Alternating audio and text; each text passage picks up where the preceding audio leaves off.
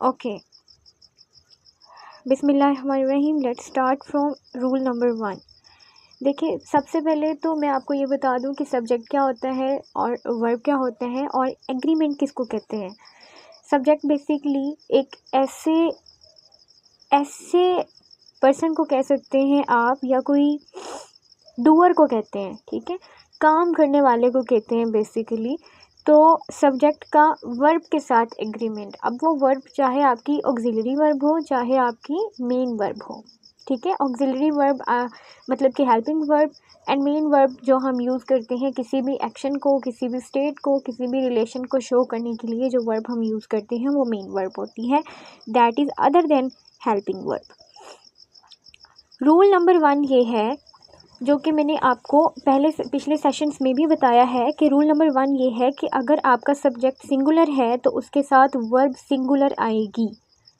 Subject singular है तो उसके साथ वर्ब भी सिंगुलर आएगी। जैसे हम प्रेजेंट इंडेफिनिट में देखते हैं कि जब हमारे पास प्रोनाउन होता है he, she, it, he singular, she singular, it singular, कोई नेम है, अहमद है, आलिया है, दे आर सिंगुलर। सिंगुलर के साथ जब हम वर्ब लगाते हैं, एस और ई एस का एडिशन करते हैं वर्ब के साथ, इट मीन्स हमारा सब्जेक्ट सिंगुलर है तो हमारा वर्ब भी सिंगुलर है। तो अगर आपके पास आपके पेपर में कोई ऐसा सेंटेंस आता है जिसमें आपका सब्जेक्ट सिंगुलर हो और वहाँ पर लिखी हो वर्ब लेकिन वो प्लूरल हो, तो आपने वहाँ से देख लेना है कि यहाँ पे मिस्टेक है, कि हमारा जो सब्जेक्ट है वो सिंगुलर है और वर्ब जो है वो प्लूरल है, जो कि गलत है। जैसे कि हम प्रेजेंट इंडेफिनिट के नेगेटिव और इंटेरोगेटिव सेंटेंसेस बनाने के लिए डू और डज को यूज़ करते हैं। तो जो हमारे पास सिंगुलर प्रोनाउंस या सिंगुलर सब्जेक्ट्स होते हैं, लाइक ही, शी, इट, या फिर कोई सिंगुलर नेम, तो उसके साथ जो है वो हम डज यूज़ करते हैं। लेकिन कोई प्लूरल है तो उसके साथ डू यूज़ करते हैं। तो फर्स्ट ऑफ ऑल आपने जब भी सेंटेंस करेक्शन के किसी भी सेंटेंस को सॉल्व करना है तो सबसे पहले आपने सब्जेक्ट को देखना है और आपने वर्ब को देखना है। अगर वो दोनों ठीक हों, दोनों रूल्स को फॉलो कर रहे हों, तो फिर आपने और एरर्स को ढूंढना है। तो फर्स्ट ऑफ ऑल आपने पहला एरर अपने वर्ब का ढूंढना है कि हमारा वर्ब जो है वो एग्री कर रहा है हमारे सब्जेक्ट के साथ या फिर नहीं। सेम लाइक दैट, अगर हमारा सब्जेक्ट प्लूरल होगा तो हमारी जो वर्ब होगी वो भी प्लूरल होगी, जैसे हम दे के साथ डू यूज़ करते हैं, ठीक है। इसी तरह बाकी अगर हम टेंसेस की बात करें तो हम सिंगुलर के साथ वाज यूज़ करते हैं, प्लूरल के साथ वर यूज़ करते हैं। अच्छा, इसमें एग्जांपल देखें, she writes an essay, she is a singular, so rights is singular, ठीक है। राइट के साथ आपको पता है कि वर्ब जो सिंगुलर होती है उसके साथ हम एस और एस का एडिशन करते हैं इन सिंपल टेंस। तो इसीलिए हमारा शी जो है, यानी कि हमारा जो सब्जेक्ट है वो सिंगुलर है तो हमारी वर्ब भी सिंगुलर है। ये पहला रूल है सब्जेक्ट वर्ब एंड एग्रीमेंट का। मैं दोबारा रिपीट कर देती हूँ कि अगर आपका सब्जेक्ट सिंगुलर है तो आपकी वर्ब को भी सिंगुलर होना चाहिए। अगर आपका सब्जेक्ट प्लूरल है तो आपकी वर्ब को भी प्लूरल होना चाहिए। अगर नहीं होती, दोनों में से कोई मिस इंटर मैच हो जाता है, सब्जेक्ट सिंगुलर होता है वर्ब प्लूरल हो जाती है, तो वो एरर होगा, वो ठीक नहीं होगा। अच्छा, इसकी एक्सप्लेनेशन में देखें, वो कहते हैं कि in English verbs change depending on whether the subject is singular और प्लूरल। इंग्लिश में जब भी हम सेंटेंसेस बनाते हैं तो हम वर्ब्स को चेंज करते हैं और ये चेंजिंग जो हैं वो डिपेंड करती हैं इस बात पर कि हमारा जो सब्जेक्ट है वो सिंगुलर है या प्लूरल है। यानी कि हम अपनी वर्ब्स को इस तरह से लिखते हैं, इस तरह से जो है वो डिज़ाइन करते हैं कि हमारे जो सब्जेक्ट हैं वो या तो अगर हमारा सब्जेक्ट सिंगुलर है तो उसके साथ सिंगुलर आएगा और प्लूरल है तो उसके साथ प्लूरल आएगा। अच्छा, नेक्स्ट देखिए, singular verbs usually and in S. Singular verbs जो है वो हमेशा यूजुअली एंड होते हैं एस पे, जैसे कि राइट्स है, रन्स है, सिंग्स है। And plural verbs do not end in s, right, run and sing. ये आपके लिए एक ट्रिक आ गई, आप यहाँ से भी देख सकते हैं कि अगर यहाँ पे एस हो तो एंड पे, किसी वर्ब के एंड पे, तो आप वहाँ से अंदाज़ा लगा सकते हैं कि ये एक सिंगुलर है।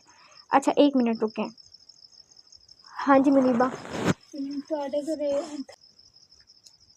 जी, तो मैं ये कह रही थी कि अगर आपके पास कोई सिंगुलर वर्ब्स हैं तो वो यूजुअली एंड होती हैं एस पे, writes, runs, sings. Plural verbs जो हैं वो यूजुअली एंड नहीं होती एस पे, जैसे राइट है, रन है एंड सिंग है। वही बात आ गई कि प्रेजेंट इंडेफिनिट में जितनी भी वर्ब्स होती हैं सिंगुलर सब्जेक्ट के साथ जो यूज़ होती हैं उसमें हम एस और एस का एडिशन करते हैं। अच्छा जी, they write an essay, they plural है तो write is plural. The cat sleeps all day, singular subject है कैट, इसी के साथ जो वर्ब है स्लीप्स वो भी सिंगुलर है। The dog barks loudly, plural subject है, ठीक है, डॉग्स प्लूरल है तो बार्क जो है वो इसके साथ आ गई, प्लूरल वर्ब आ गई। ये था रूल नंबर 1 जो कि बहुत ज़्यादा इजी है as compare to other rules. I hope you all understand.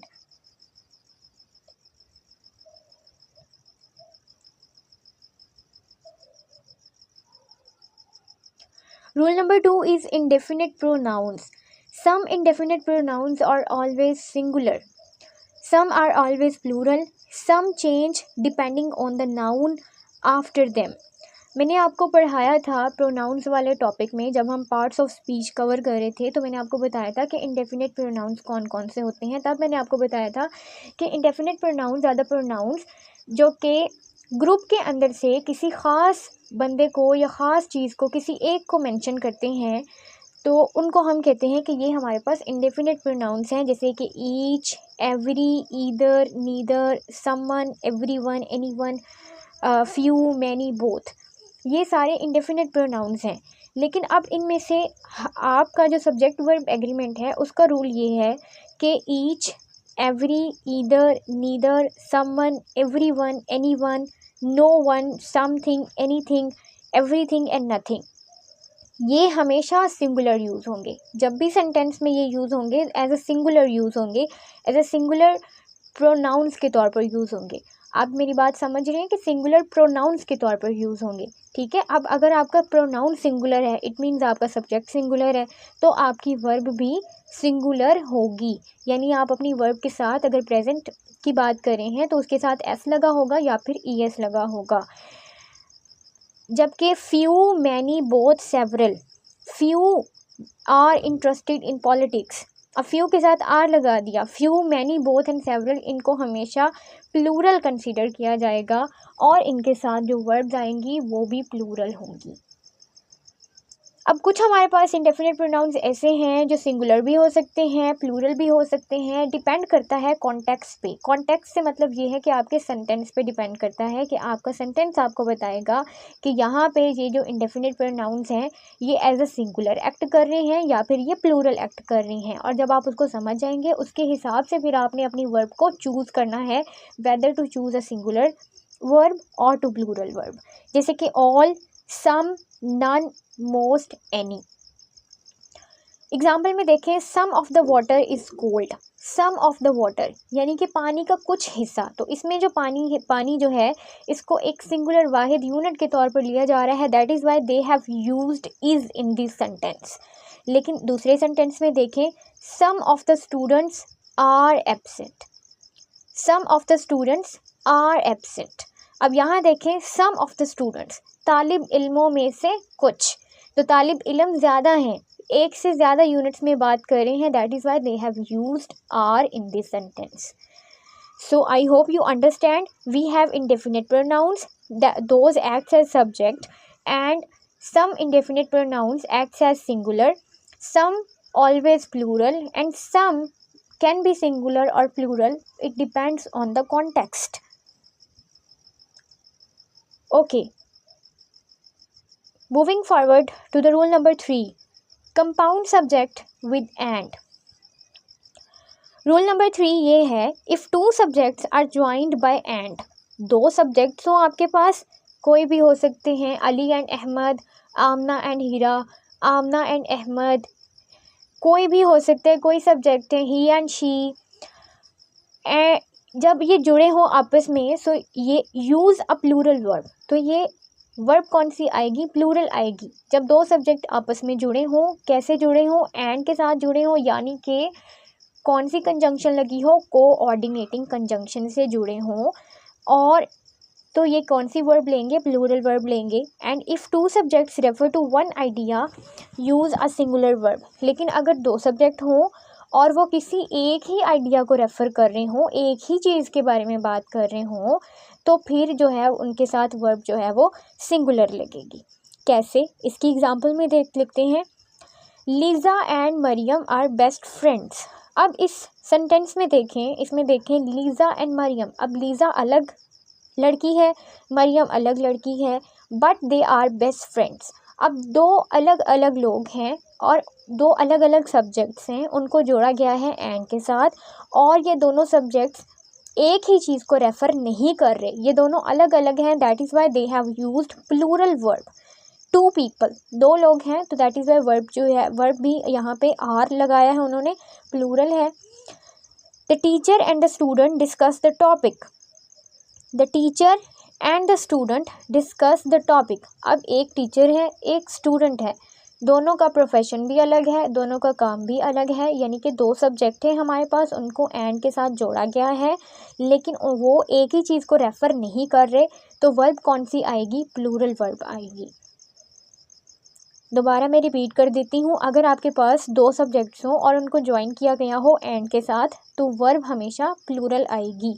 दो सब्जेक्ट्स हों और उनको ज्वाइन किया गया हो एंड के साथ, और वो रेफ़र कर रहे हों डिफरेंट चीज़ों को, एक ही चीज़ को रेफ़र ना कर रहे हों, अलग अलग हों, डिफरेंट सब्जेक्ट्स हों, तो उनके साथ जो वर्ब होगी वो प्लूरल आएगी। जैसे क्रिकेट एंड हॉकी, तो cricket and hockey are best games या best played in our country, तो यहाँ पर भी हम आर ही लगाएंगे, प्लूरल वर्ब आएगी, बिकॉज दोनों गेम्स हैं, ठीक है, लेकिन है तो अलग अलग, खेलने का तरीका भी अलग है, प्लेयर्स भी अलग हैं, सब कुछ अलग है। सो मतलब ये है कि सब्जेक्ट्स अगर अलग हैं और उनको ज्वाइन किया गया है एंड से, तो उनके साथ जो वर्ब आएगी वो प्लूरल आएगी। इनको मैं इसीलिए बार बार रिपीट कर रही हूँ, because sometimes they act as very confusing and भूल भी जाते हैं, खिचड़ी बन जाती है। That is why I am repeating and I am sure आपके पास आपकी नोटबुक होगी और आप इनको नोट कर रहे होंगे, क्योंकि ये 25 रूल्स हैं सब्जेक्ट वर्ब एग्रीमेंट के, and they are extremely important for sentence correction. And to be very honest, examiner का सबसे फेवरेट टॉपिक होता है इनमें से क्वेश्चन पूछना, एक ये और एक article. Article is very confusing and preposition तो ऑब्वियसली आती ही है पेपर के अंदर, लेकिन सेंटेंस करेक्शन में ये सब्जेक्ट वर्ब एग्रीमेंट और जो आर्टिकल हैं वो ज़रूर पूछते हैं। ओके अच्छा, अगर आपके पास दो सब्जेक्ट्स हों, ठीक है, और वो सेपरेट हों, लेकिन आइडिया जो है उनका कंबाइन हो, अगर कंबाइन आइडिया है, सब्जेक्ट्स का आइडिया कंबाइन है, दोनों एक ही चीज़ से रिलेटेड हैं, तो वो सिंगुलर वर्ब को लेंगे। जैसे bread and butter is my favourite breakfast. So एक मील है तो ये सिंगुलर है, ब्रेड एंड बटर एक ही खाना है तो ये सिंगुलर है। Time and tide waits for no one, अब ये फिक्स्ड फ्रेज है तो इसको भी हम सिंगुलर कंसीडर करते हैं।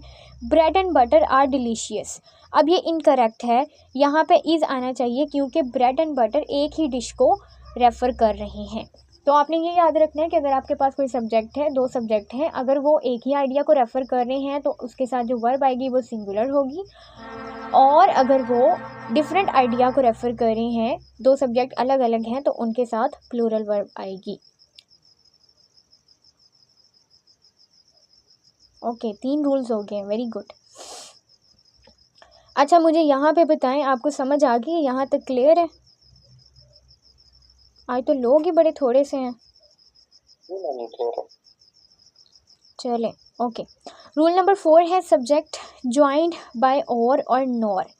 सब्जेक्ट्स जो हैं वो ज्वाइंड होते हैं और से या फिर नॉर से। कोई ऐसे सब्जेक्ट्स हों आपके पास जो और से या फिर नॉर से ज्वाइन हो रहे हों, और उनका रूल ये है कि the verb agrees with the subject closest to it. Let's say आपके पास कोई ऐसा सेंटेंस होता है जिसमें आपके सब्जेक्ट्स हों, ज्वाइन किए गए हों एक दूसरे से, और से या फिर नॉर से, तो आपकी जो वर्ब होगी वो अग्री करेगी क्लोजेस्ट सब्जेक्ट से।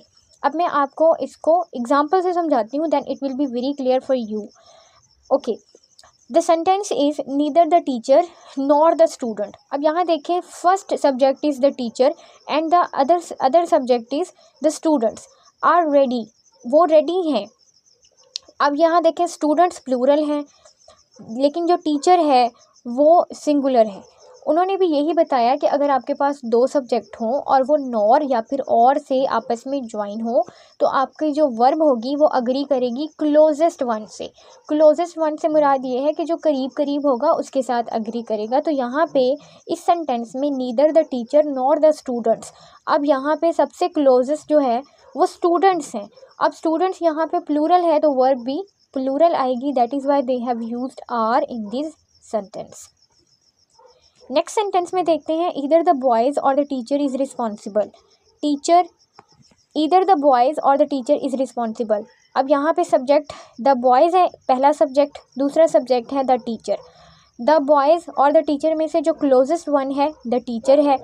द बॉयज़ प्लूरल है, द टीचर सिंगुलर है, लेकिन जो द टीचर है वो सिंगुलर है लेकिन क्लोजेस्ट भी है, that is why they have used is in this sentence. Either the boys or the teacher is responsible. तो आपने याद रखना है कि अगर आपके पास दो सब्जेक्ट्स हो और उनको आपस में ज्वाइन किया गया हो नॉर से या फिर और से, तो जो हमारी वर्ब होगी वो अग्री करेगी क्लोजेस्ट वन से, जो करीब होगा उसके हिसाब से हम वर्ब को जो है वो चूज़ करेंगे कि हमने सिंगुलर लगानी है या फिर हमने प्लूरल लगानी है। अच्छा जी, इनकरेक्ट एग्जाम्पल में देखें, neither the teacher nor the students is ready. अब ये गलत है, ठीक है। तो आपने देखना है कि जो सब्जेक्ट क्लोजेस्ट है उसके साथ आपने वर्ब का एग्रीमेंट कराना है। अगर वो सब्जेक्ट जो है क्लोजेस्ट को थोड़ा इलेबोरेट कर देती हूँ, ठीक है। क्लोजेस्ट का मतलब ये होता है जो आपकी वर्ब के क्लोजेस्ट हो। अब यहाँ देखें आपकी वर्ब जो है, पहले सेंटेंस में देख लेते हैं कि यहाँ से सेंटेंस नीदर से स्टार्ट हो रहा है, the teacher nor the students. अब नीदर द टीचर, अब ये पहला सब्जेक्ट आ गया, उसके बाद नॉर आ गया। अब एक सब्जेक्ट दूसरे सब्जेक्ट के साथ अटैच है, द टीचर ये पहला सब्जेक्ट है, द स्टूडेंट ये दूसरा सब्जेक्ट है। अब ये आर जो है ये वर्ब है। अब वर्ब के क्लोजेस्ट कौन है? द स्टूडेंट्स, ठीक है। अब हमें पता है कि द टीचर ये सिंगुलर है और ये द स्टूडेंट्स ये प्लूरल है, तो हमने वर्ब का एग्रीमेंट क्लोजेस्ट वन के साथ लगाना है। यानी कि ये जो वर्ब के क्लोजेस्ट है, जैसे द स्टूडेंट्स क्लोजेस्ट है वर्ब के, अब ये प्लूरल है तो हमारी वर्ब भी प्लूरल आएगी, ठीक है मरियम। आई होप आपको अब क्लियर हो गया होगा। चले okay, rule number 5 collective nouns. ये रूल जो है कलेक्टिव नाउन से रिलेटेड है एंड इसमें थोड़ी सी जो है वो वेरिएशंस हैं ब्रिटिश एंड अमेरिकन के लिहाज से, क्योंकि जो ब्रिटिश हैं वो कहते हैं कि जो कलेक्टिव नाउन्स वो सिंगुलर कंसीडर करते हैं और जो अमेरिकन है वो कलेक्टिव नाउन को जो है वो सिंगुलर कंसीडर नहीं करते, प्लूरल कंसीडर करते हैं। वो कहते हैं कि भाई जो ग्रुप के अंदर चीज़ें हैं उनको भी वो कंसीडर करते हैं। So there is a difference between, जैसे हम कलर के स्पेलिंग लिखते हैं COLOUR, लेकिन जो अमेरिकन हैं वो लिखते हैं COLOR। ये थोड़ी थोड़ी वेरिएशंस हैं और इंग्लिश में रूल्स से ज़्यादा जो है वो एक्सेप्शंस हैं। तो एक्सेप्शंस भी बड़ी जो है वो फेवरेट होती हैं एग्जामिनर्स की। यहाँ से वो अंदाज़ा लगाते हैं कि भाई जो हमारे एस्पायरेंट्स हैं वो कितना ज़्यादा प्रिपेयर करके आए हैं, मतलब उनको बेसिक नॉलेज, सतही नॉलेज है या उनको वाकई कॉन्सेप्ट उनके क्लियर है। सो दैट इज़ वाई हम ये यहाँ से स्टार्ट कर रहे हैं और आपकी फाउंडेशन बना रहे हैं। ओके, रूल नंबर 5 है कलेक्टिव नाउन्स। अब ये रूल ये है कि if the group acts as one unit, अगर तो आपका ग्रुप जो है वो एक्ट कर रहा है एज वन यूनिट पे। आई hope you have an idea of collective nouns.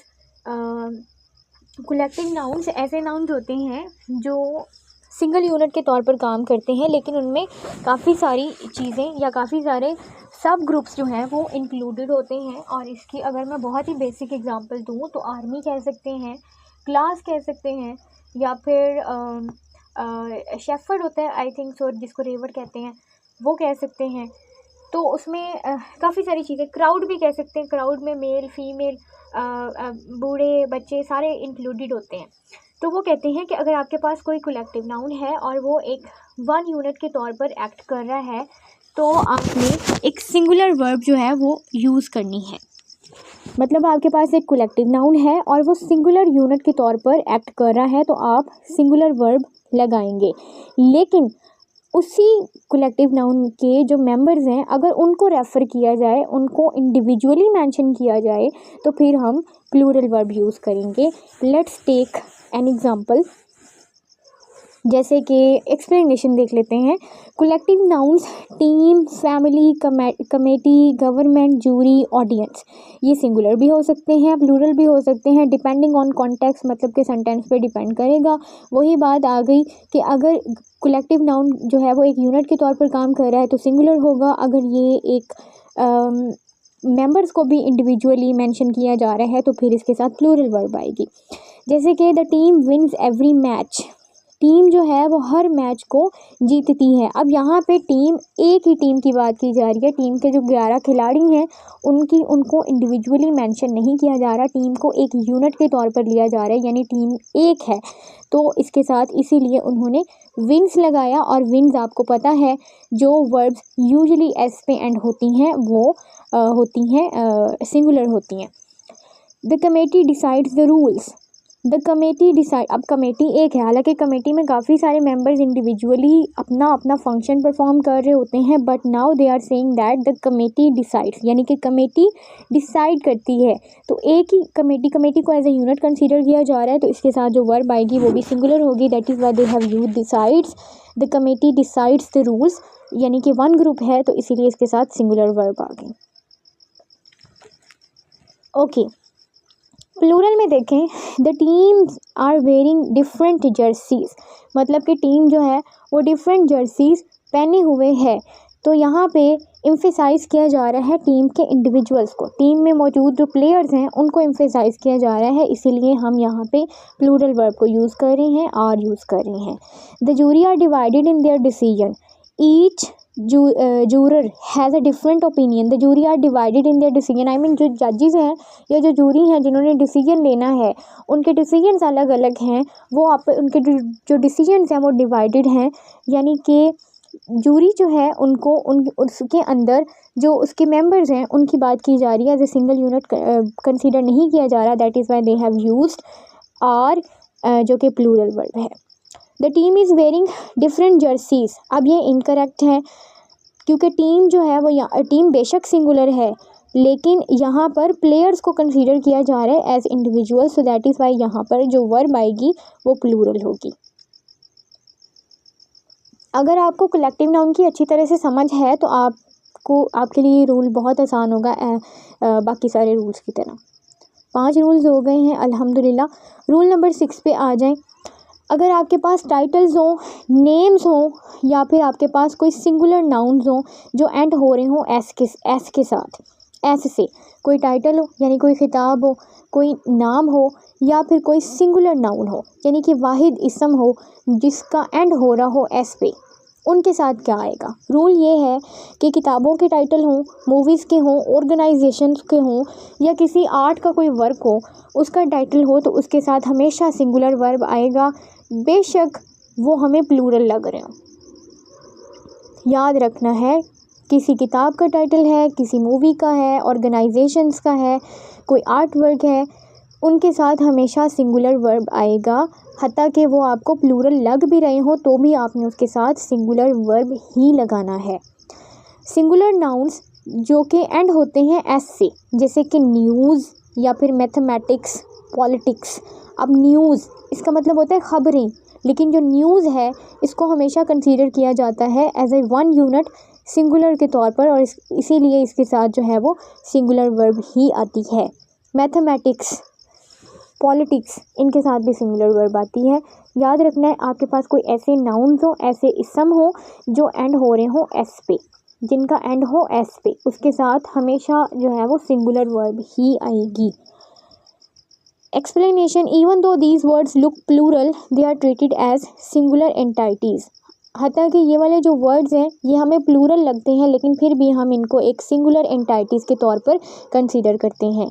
I am repeating again, अगर कोई टाइटल हो, कोई नेम हो, या फिर कोई सिंगुलर नाउन हो जिसका एंड हो रहा हो एस पे, कंडीशन ये है कि सिंगुलर नाउन हो लेकिन वो एंड हो रहा हो एस पे, तो वो भी हमेशा सिंगुलर वर्ब ही लेगा।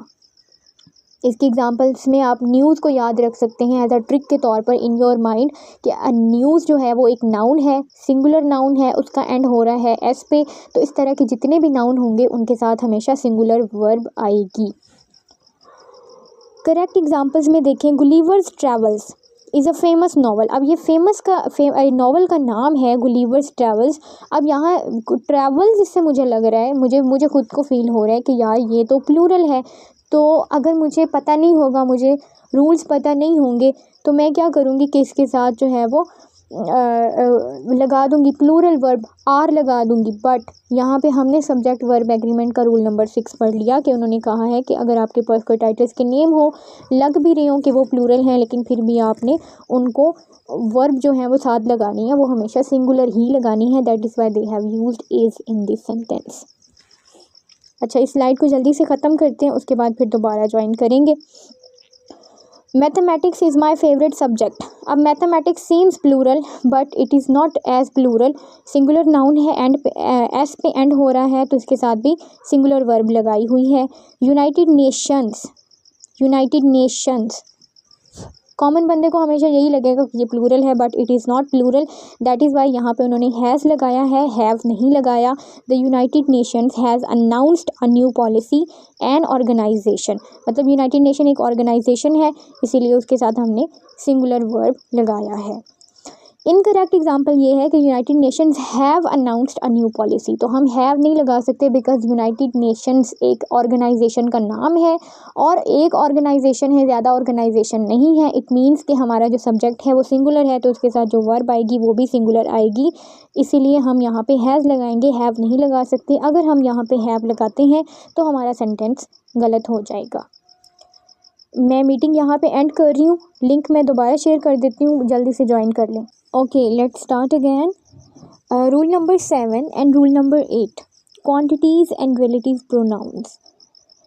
Quantities and amounts. अब अगर आपके पास क्वांटिटीज़ हो किसी सेंटेंस में, किसी चीज़ की क्वांटिटी बताई गई हो, कोई अमाउंट बताई गई हो, लाइक आपके पास काउंटेबल नाउन्स आ जाते हैं, अनकाउंटेबल नाउन्स आ जाते हैं, तो आपने उनके साथ वर्ब्स का क्या सीन है, क्या अग्रीमेंट करना है, ये हम अब रीड करने लगे हैं।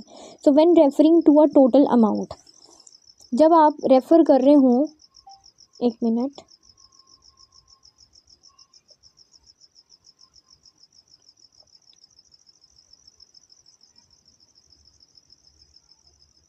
Okay, rule number 7 and rule number 8, quantities and relative pronouns. Rule number 7 is quantities and amounts. So when referring to a total amount, use a singular verb. When referring to individual units, use a plural verb. So let's say we have a sentence. It means अगर आपके पास total amount की बात की जा रही हो तो फिर आपने एक सिंगुलर वर्ब यूज़ करनी है, लेकिन जब आपको रेफ़र किया जा रहा हो इंडिविजुअल यूनिट से, फिर आपने प्लूरल वर्ब यूज़ करनी है। एग्जाम्पल देखते हैं। 5000 rupees is a large some. 5000 rupees, 5000 की रकम। अब एक 1 यूनिट आ गया, 1 अमाउंट आ गई, एक रकम आ गई, तो इसके साथ हम इज़ लगाएंगे। 5000 रुपीज़ इज़। ऑल्दो रुपीज़ लग गया है तो हमें बेसिकली लगता है कि ये प्लूरल है, बट नो, अगर एक सिंगल अमाउंट की बात की जा रही है, एक सिंगल अमाउंट को रेफ़र किया जा रहा है, तो हम उसके साथ सिंगुलर वर्ब यूज़ करेंगे। नेक्स्ट में देखें, 5000 rupees were found scattered on the floor, यानी कि 5000 रुपये का जो नोट था वो फटा हुआ फर्श के ऊपर पड़ा था। स्कैटर्ड मतलब फटा हुआ या बिखरा हुआ पड़ा था। तो मतलब ये कि हम सेपरेट यूनिट्स की बात कर रहे हैं, हम सिंगल 5000 के नोट की बात नहीं कर रहे। तो हम यहाँ पे उन्होंने क्या लगाया हुआ है, were. It means were plural verb है। तो अगर आप बात कर रहे हो टोटल अमाउंट की तो आपने यूज़ करना है सिंगुलर वर्ब, लेकिन अगर आप बात कर रहे हो इंडिविजुअल यूनिट्स की तो फिर आपने यूज़ करना है प्लूरल वर्ब। ये आपने याद रखना है, यानी कि अगर आप टोटल अमाउंट की बात कर रहे हो तो आपने सिंगुलर वर्ब यूज़ करना है, लेकिन अगर आप इंडिविजुअल यूनिट्स की बात कर रहे हो तो फिर आपने प्लूरल वर्ब यूज़ करना है। इनकरेक्शन में देखें, इनकरेक्ट ये है कि 5000 rupees are a large sum. अब आर नहीं आ सकता क्योंकि आप 5,000 के एक नोट की बात कर रहे हैं, टोटल अमाउंट की बात कर रहे हैं, टोटल क्वांटिटी की बात कर रहे हैं, तो आप इसके साथ सिंगुलर वर्ब लगाएंगे तो इज़ आएगा। और दूसरे में देखें, they are the students who loves learning, they are the students who loves learning, गलत हो गया, स्टूडेंट्स हैं, प्लूरल हैं, यानी कि आपका सब्जेक्ट जो है वो प्लूरल है, तो उसके साथ जो वर्ब आएगा वो भी प्लूरल होगा। लेकिन यूजुअली जो वर्ब्स एस पे एंड होती हैं वो सिंगुलर होती हैं, तो ये जो लव्स है ये भी सिंगुलर है, जो कि इसको इनकरेक्ट कर देता है। तो यहाँ पे क्या आना चाहिए, यहाँ पे आना चाहिए they are the students who love learning. Okay, next हम चलते हैं रूल नंबर 8 पे, रिलेटिव प्रोनाउन पे। ओके, क्या कौन कौन से ये क्या होते हैं, ये रिलेटिव प्रोनाउंस का जो रूल है, the verb agrees with the noun that the relative pronoun refers to, verb जो है वो अग्री करती है उस नाउन के साथ जिससे रिलेटिव प्रोनाउन जो है वो रेफर करे। एग्जाम्पल में देखें, she is the only one, she is the only one who loves reading, she is the only one who loves reading. अब यहाँ पे जो वन है वो सिंगुलर है, ठीक है। तो यहाँ पे देखें नाउन क्या है और रिलेटिव प्रोनाउन क्या है। हु जो है वो रिलेटिव प्रोनाउन है, मैंने आपको बताया था कि रिलेटिव प्रोनाउन और इंटेरोगेटिव प्रोनाउन में ये डिफरेंस होता है कि होते दोनों he who, which, what is तरह के होते हैं, लेकिन इनमें डिफरेंस ये होता है कि इंटेरोगेटिव प्रोनाउन को हम सेंटेंस के स्टार्ट में यूज़ करते हैं, लेकिन जो रिलेटिव प्रोनाउंस होते हैं वो हमेशा सेंटेंस के मिडल में आते हैं। जैसे इस सेंटेंस में देखें, she is the one who loves reading, तो यहाँ पे जो हु है वो रिलेटिव प्रोनाउन है, वो भी यही कह रहे हैं कि रूल नंबर 8 ये होगा कि जो वर्ब होगी वो अग्री करेगी, मतलब वो इत्तेफाक करेगी किसके साथ, नाउन के साथ, उस नाउन के साथ that the relative pronoun refers to. अब ये जो रिलेटिव प्रोनाउन है हु, ये किसको रेफर कर रहा है, ये इस शी को रेफर कर रहा है, ठीक है। अब आपको समझ आ जाएगी कि ये रिलेटिव प्रोनाउन जिसको रेफ़र कर रहा है, रिलेटिव प्रोनाउन यहाँ पे हु है और ये रेफ़र कर रहा है शी को। तो शी जो है वो एक सिंगुलर सब्जेक्ट है, सिंगुलर प्रोनाउन है, तो इसीलिए यहाँ पे जो वर्ब आई है लव्स वो भी सिंगुलर है। यानी कि रिलेटिव प्रोनाउन का रूल ये है कि जो रिलेटिव प्रोनाउन होगा ये रेफ़र करेगा सब्जेक्ट के साथ, यानी कि नाउन के साथ, वो नाउन जिसको रिलेटिव प्रोनाउन रेफ़र कर रहा हो। अगर वो सिंगुलर होगा तो वर्ब जो है वो सिंगुलर आएगी, अगर वो प्लूरल होगा तो वर्ब जो है वो प्लूरल आएगी। नेक्स्ट में देखें, दे आर द स्टूडेंट्स, ये स्टूडेंट्स हैं हु लव लर्निंग। अब यहाँ पे रिलेटिव प्रोनाउन हु है, हु रिलेटिव प्रोनाउन है और वो किन को रेफ़र कर रहा है, उन स्टूडेंट्स को जिनको पढ़ना पसंद है। दे आर द स्टूडेंट्स, अब स्टूडेंट्स भी जमा है, हु किन को रेफ़र कर रहा है, स्टूडेंट्स को, क्योंकि ये प्लूरल है तो इसके साथ जो वर्ब आएगी वो भी प्लूरल आएगी, और ये जो लव है ये एक प्लूरल वर्ब है। They are the students who love learning, students is plural. यहाँ तक समझ आ गई तो बताएं मुझे।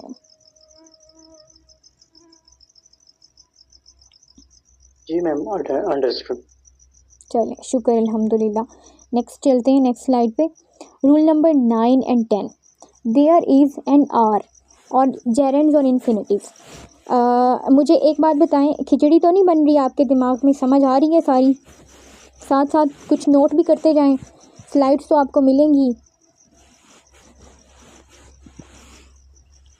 खिचड़ी तो नहीं बन रही दिमाग में, मतलब ये काफ़ी सारे रूल्स हैं जो फिलहाल तो नहीं बन रही, अल्लाह खैर करे आगे।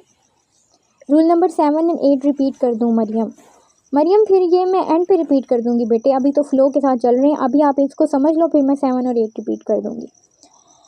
अच्छा जी, रूल नंबर 9 एंड 10 ये है कि there is an are and gerunds और इन्फिनेटिव्स, इनके साथ हमने देयर इज़ के साथ क्या लगाना है, आर के साथ क्या लगाना है, जेरेंड्स एंड इन्फिनेटिव्स के साथ क्या लगाना है। तो रूल नंबर 9 ये है कि जैसे आपके पास है देयर इज़ हम यूज़ करते हैं सिंगुलर सब्जेक्ट्स के लिए, जैसे कि there is a lot of noise in the classroom, ठीक है। देयर आर को हम यूज़ करते हैं फॉर प्लूरल सब्जेक्ट के लिए। There is a problem with the system, या there are many issues to discuss, there are many issues in our country. तो ये आपने याद रखना है कि देयर इज़ जब भी आप यूज़ करेंगे तो आप सिंगुलर सब्जेक्ट के लिए यूज़ करेंगे। अब इस सेंटेंस में जो सब्जेक्ट है वो ये है आ प्रॉब्लम, तो आ प्रॉब्लम यानी कि एक मसला है सिस्टम में, तो ये जो है वो देयर इज़ हमने यूज़ किया। लेकिन अगर ज़्यादा मसले होते तो हम कहते कि there are problems with the system. There is singular subject के लिए, देयर आर प्लूरल सब्जेक्ट के लिए। ओके, नेक्स्ट हम चलते हैं रूल नंबर 10 पे, जिसमें जेरेंड्स और इन्फिनेटिव्स को हम डिस्कस करेंगे। अच्छा जी, जेरेंड्स जो होते हैं वो वाली वर्ब्स होती हैं जो एंड होती हैं आईएनजी पे। इसको मैंने आपको बताया था कि प्रेजेंट पार्टिसिपल यानी कि फर्स्ट फॉर्म ऑफ वर्ब के साथ अगर हम आईएनजी ऐड कर देते हैं, जैसे कम है तो उसके साथ मैं कमिंग लगा दूं, कुक के साथ आईएनजी लगा दी तो मैंने कुकिंग लगा दिया, तो ये जेरेंड बन जाता है। जेरेंड तब बनता है जब ये सेंटेंस में एज अ नाउन एक्ट कर रहा हो। जैसे मैं कहूँ कि माय मदर इज़ कुकिंग, ठीक है, तो यहाँ पे जो कुकिंग है, मेरी अम्मी खाना बना रही हैं, माय मदर इज़ कुकिंग, यहाँ पे ये प्रेजेंट पार्टिसिपल है क्योंकि ये वर्ब के तौर पर काम कर रहे हैं। लेकिन मैं कहूँ कि कुकिंग इज़ माय हॉबी, और या फिर मैं कहूँ कि कुकिंग इज़ माय पैशन, तो यहाँ पे ये एक पेशा बन गया, एक हॉबी बन गई, एक मशगला, एक नाउन बन गया। तो यहाँ पे जो कुकिंग है वो एक जेरेंड है, ठीक है। तो अगर आपके पास कोई जेरेंड होता है तो वो हमेशा उसके साथ सिंगुलर वर्ब आएगी। जैसे कि मैंने अभी सेंटेंस बनाया है कि कुकिंग इज़ माय पैशन, तो कुकिंग के साथ मैंने इज़ लगाया, कुकिंग के साथ मैंने आर नहीं लगाया। इसी तरह smoking is a bad habit, तो स्मोकिंग के साथ भी मैंने इज़ लगाया। ये भी आपने याद रखना है कि अगर आपके पास कोई जेरेंड हो यानी कि फर्स्ट फॉर्म ऑफ वर्ब हो, उसके साथ आईएनजी हो और वो किसी सेंटेंस में एज अ नाउन एक्ट कर रही हो, एज अ वर्ब एक्ट ना कर रही हो, तो उसके साथ जो वर्ब आएगी वो सिंगुलर आएगी। चलें जी, इन्फिनेटिव्स पे चलते हैं। इन्फिनेटिव कहते हैं इसम मसदर को, उर्दू में इसको इसम मसदर कहते हैं। टू के साथ जो है वो फर्स्ट फॉर्म ऑफ वर्ब, जिसको हम बेस वर्ब भी कहते हैं या फिर प्रेजेंट भी कहते हैं, वो आती है तो उसको हम इन्फिनेटिव कहते हैं। ये भी हमेशा सिंगुलर वर्ब ही लेती है, इसके साथ भी हम सिंगुलर वर्ब ही यूज़ करते हैं। Swimming is my favourite sport, तैराकी मेरा सबसे जो है पसंदीदा खेल है।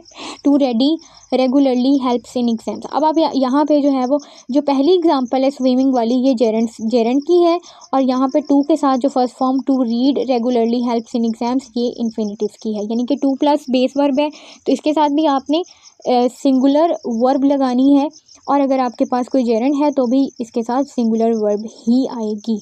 अब बाज़ औक़ात जो इन्फिनेटिव्स होते हैं, इन्फिनेटिव्स की टू टाइप्स होती हैं for your further information.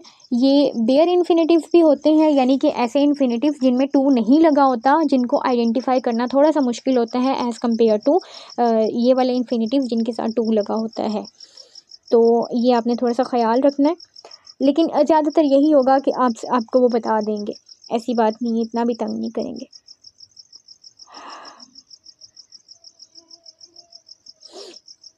Okay, next देखें advance rules and summary. Advance कुछ रूल्स हैं वो भी आप अच्छे से सुन लें गौर से, बाकी अगर कुछ रह जाएगा तो वो भी बता दूंगी। इन्वर्टेड सेंटेंसेस आ जाएं। इन्वर्टेड सेंटेंसेस कौन से सेंटेंसेस होते हैं?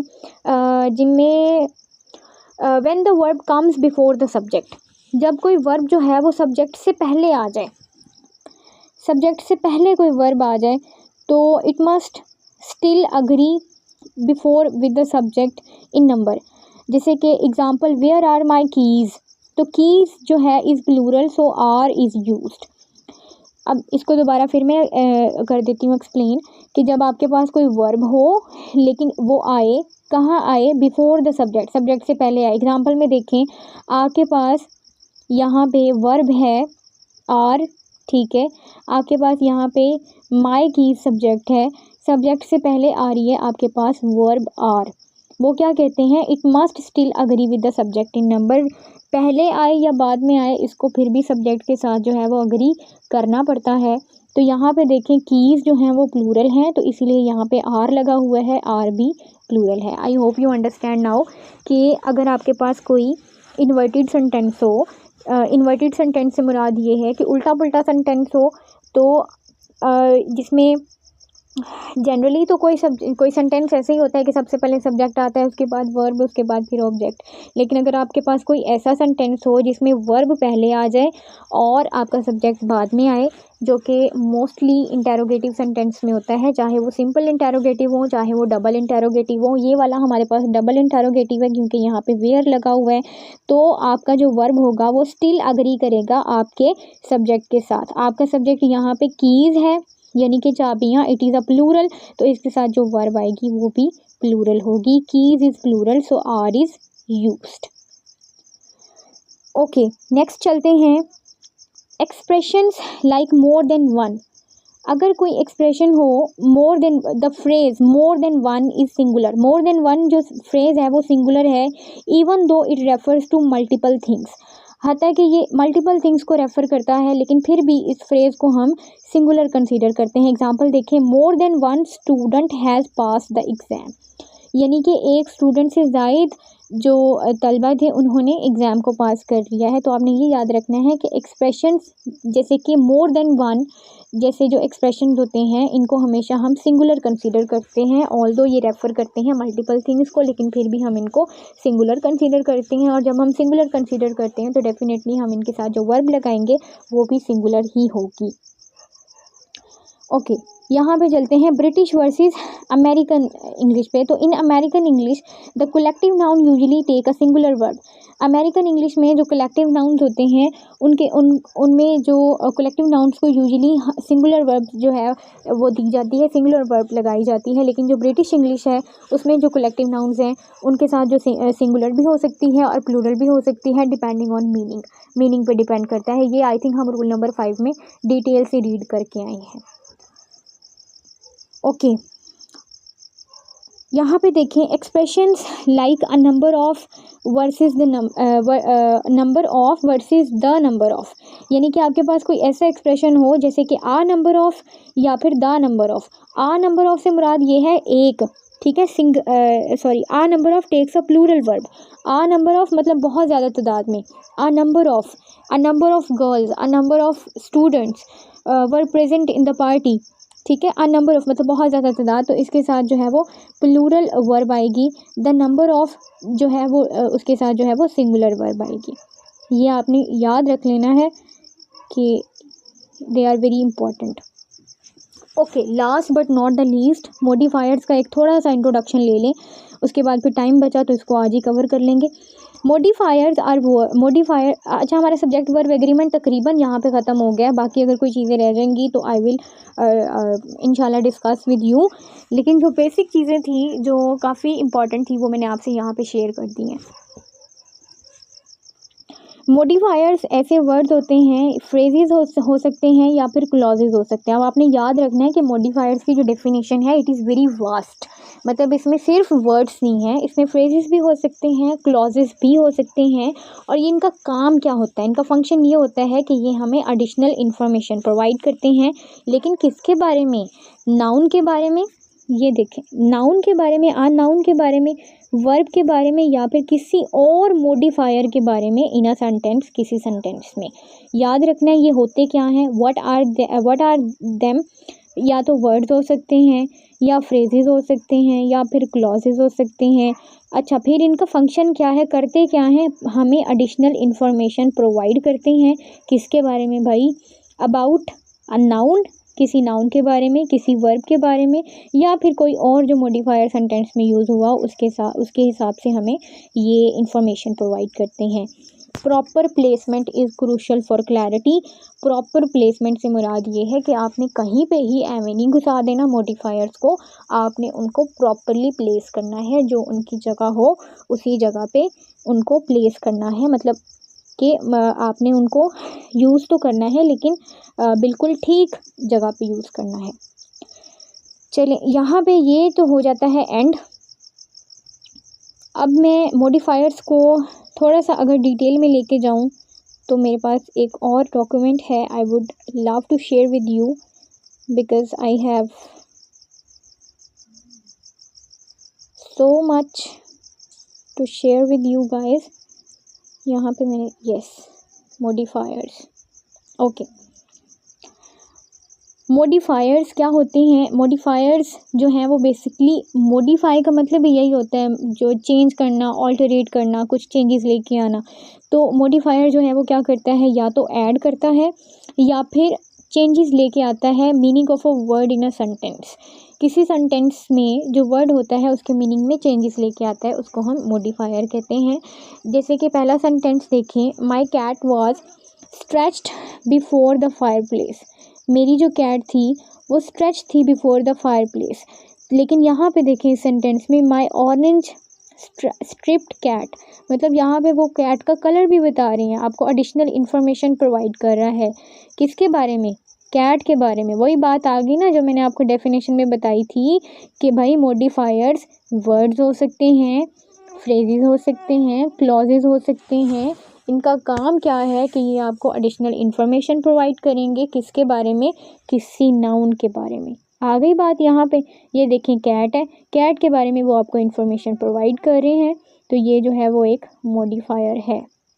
अब यहाँ पे उसने अपनी बिल्ली की जो उसकी मतलब जैसा उसका स्ट्रक्चर कह सकते हैं, क्या उसका जो पैटर्न है उसका स्किन का, वो बता रही है कि orange striped cat was stretched out lazily before the glowing fire place, before the glowing fire place.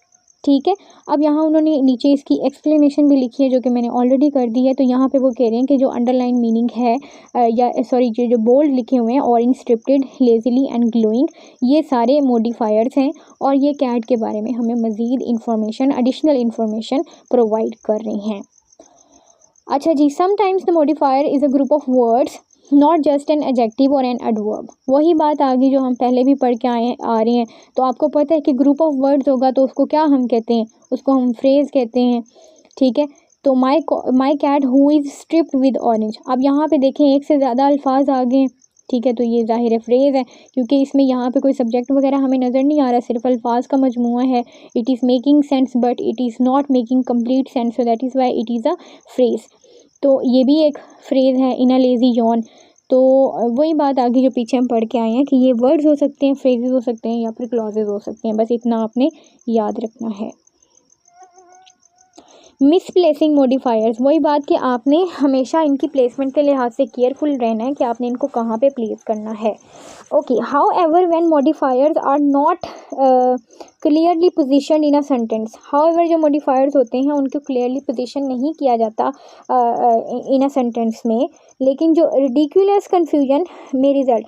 अच्छा, अगर तो आप जो है वो अगर आप मॉडिफायर्स को ठीक से सेंटेंस में प्लेस नहीं करते, ठीक जगह पे नहीं लगाते, तो इससे क्या होगा कि आपकी जो इन्फॉर्मेशन होगी उसकी क्लैरिटी जो इफ़ेक्ट होगी, आपकी इन्फॉर्मेशन जो है वो क्लियर नहीं रहेगी, उससे कन्फ्यूजन्स पैदा होंगी, आपको समझ नहीं आएगी। बस ये था, ये मैंने आपको बताना था मॉडिफायर्स के बारे में। मैंने आपको इसकी डेफिनेशन बताई, मैंने आपको इनका फंक्शन बताया और ये क्या करते हैं, किन चीज़ों को डिस्क्राइब करते हैं, ये मैंने आपको बता दिया। आई होप कि यहाँ तक आपको क्लियर होगा।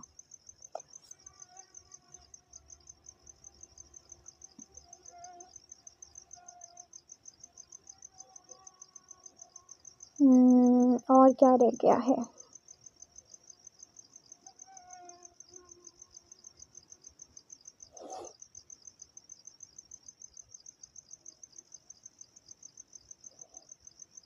ये भी वही रूल्स हैं जो मैंने आपको अभी करा दिए हैं, singular and plural subjects wise.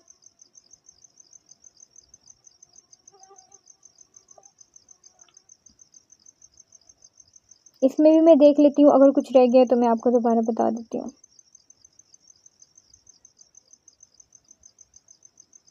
No, all clear, सब कुछ बता दिया, नथिंग रिमेनिंग, सब कुछ हो गया। ओके, हाँ, रूल नंबर 7 एंड 8 रिकैप कर दें जी। थैंक यू, आपने मुझे याद करा दिया, मैं भूल गई थी। 1 मिनट रुक जाए, मैं आपको दोबारा पढ़ा देती हूँ ठीक से। कहाँ गया सब्जेक्ट वर्ब एग्रीमेंट? ये था शायद। No, this is not.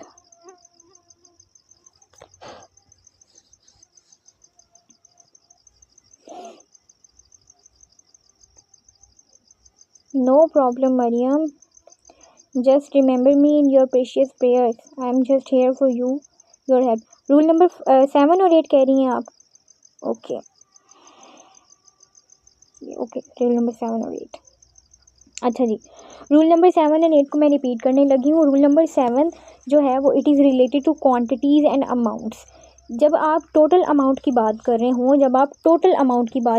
आप टोटो में बात ना कर रहे हो, जैसे मैं कहूँ कि 50,000 का नोट या फिर 1,000 का नोट, या फिर आप टोटल की बात कर रहे हो, आप इंडिविजुअली बात ना कर रहे हो, टोटल की बात कर रहे हो, तो फिर आप जो है वो आपके जो वर्ब होगी, जो आपके सब्जेक्ट के साथ जो वर्ब आएगी वो सिंगुलर होगी जब आप टोटल की बात कर रहे हो। जैसे यहाँ पे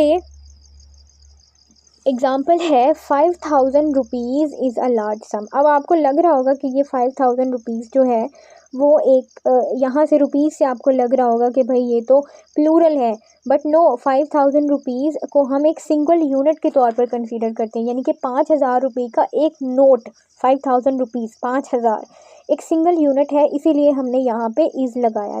तो आपने ये याद रखना है कि जब क्वांटिटीज़ हों आपके पास, लेकिन वो आप उनको एक सिंगल यूनिट के तौर पे, टोटल अमाउंट के तौर पर कंसीडर कर रहे हो, तो आपने फिर उसके साथ सिंगुलर वर्ब लगानी है। लेकिन जब आप उसको इंडिविजुअली टोटल में बात कर रहे हो, उसके अंदर जो चीज़ें होती हैं, यानी सब ग्रुप्स कह लें, ये छोटी चीज़ें होती हैं, टोटल अमाउंट की जब आप बात नहीं कर रहे होते, तो फिर आपने प्लूरल वर्ब लगाना है। जैसे कि 5,000 rupees were found scattered on the floor, ठीक है। तो 5,000 rupees were found scattered on the floor, बिखरे हुए पड़े थे, ठीक है। तो यहाँ पे सेपरेट यूनिट्स की बात हो रही है, इसीलिए उन्होंने यहाँ पे वर लगाया है, यानी कि प्लूरल वर्ब लगाई है। इसकी समझ आ गई है मरियम?